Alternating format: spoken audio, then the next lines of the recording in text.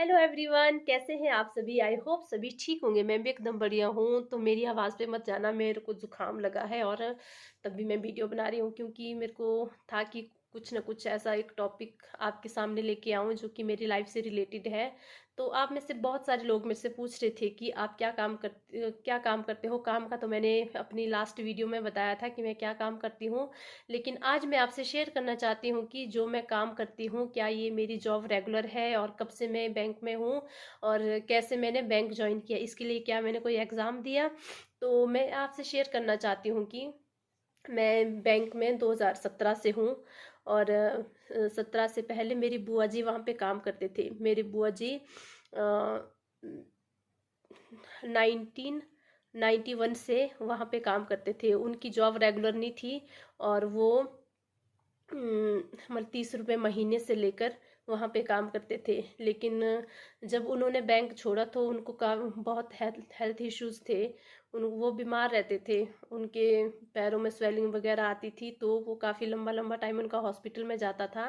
तो तब उन्होंने बोला कि मेरे को कंटिन्यू कर, क्योंकि ऐसे तो अपने जो उनके बच्चे हैं मेरे भैया और दीदी उनको भी बोल सकते थे। लेकिन दीदी तो करते थे जॉब, दीदी तो करते हैं जॉब और भैया का अपना कुछ काम चला हुआ था। तो तब उन्होंने वो जॉब नहीं की और उस टाइम महीना भी बहुत कम मिलता था। तो उन्होंने बोला इतने महीने से मैं अपने परिवार को कैसे पालूंगा। तो उन्होंने वो बोला कि मैं नहीं करूँगा। तो मैं कभी कभार जब मेरी बुआ जी बीमार होते थे तो मैं कभी कभार बैंक जाया करती थी। वो बोलते थे कि मेरी अब्सेंट में तू वहाँ पे काम किया कर, क्योंकि सफाई तो बैंक में चाहिए होती है। तो मैं कभी कभार आया करती थी। ऐसा नहीं है कि सिर्फ मैं आती थी। मेरी कई बार अगर मेरे से पहले जब मैंने जब मतलब पहले मेरे से पहले जब बुआ जी बीमार हुआ करते थे तो कभी मेरी बड़ी बुआ की बेटी वो भी वहाँ पे वहाँ जाते थे साफ सफाई करने। कभी मेरे भैया कभी कभार जाते थे वो। और कभी मेरी गांव में एक लड़की है मेरी गांव की दीदी है, वो भी जाया करते थे। उनके साथ भी मेरी बुआ जी का एक अच्छा बॉन्ड था। तो वो कभी कभार वहाँ जाया करते थे। लेकिन जब मैंने 2015 में मेरी स्कूलिंग हो गई थी तो उसके बाद मैंने प्राइवेट से सोचा कि मैं प्राइवेट से ही स्टडी आगे कंटिन्यू करूँगी। तो मैं घर में ही होती थी। तो तब मेरी बुआ जी ने बोला कि तू कभी कभार जब मैं बीमार होती हूँ तो आया कर और बैंक जाया कर। तो तब मैं जाया करती थी। तो 2016 से जा रही हूँ मैं, सितंबर 2016 से जा रही हूँ मैं। ऐसे बीच बीच में जाया करती थी, जब जब मेरी बुआ जी बीमार होते थे तो तब तब मैं जाया करती थी। लेकिन 2017 के बाद उन्होंने मतलब काफ़ी लंबे लंबे समय तक बोला कि तू ही जाया कर। 2 2 3 3 महीने में ही जाती थी। फिर 18 में उन्होंने बोला कि अब मेरे से नहीं हो रहा है, तू ही इसको इसी जॉब को कर ले। क्योंकि मेरी दीदी ने भी उनको बोला कि जो मेरी दीदी जॉब करते थे उन्होंने बोला कि जितना आपको वहाँ पे मिलता है उतना मैं आपको घर में दिया करूँगी।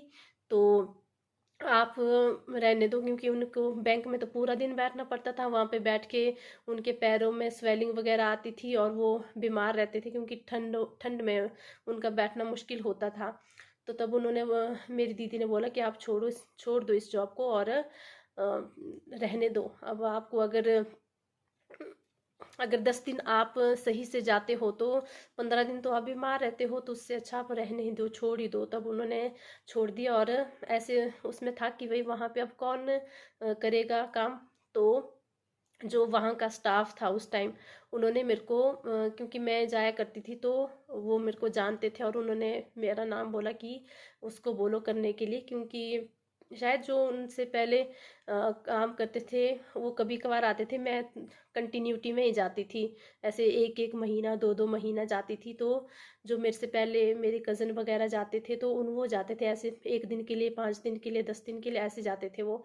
तो लेकिन मैं लंबे लंबे समय तक जाती थी तो एक एक महीना जाती थी। तो तब वहाँ के स्टाफ ने बोला कि मेरे को कि भाई आप उसको ही बोलो करने के लिए। तो मैंने 2018 में, अप्रैल 2018 से लेकर सैलरी मेरे अकाउंट में पड़ती है।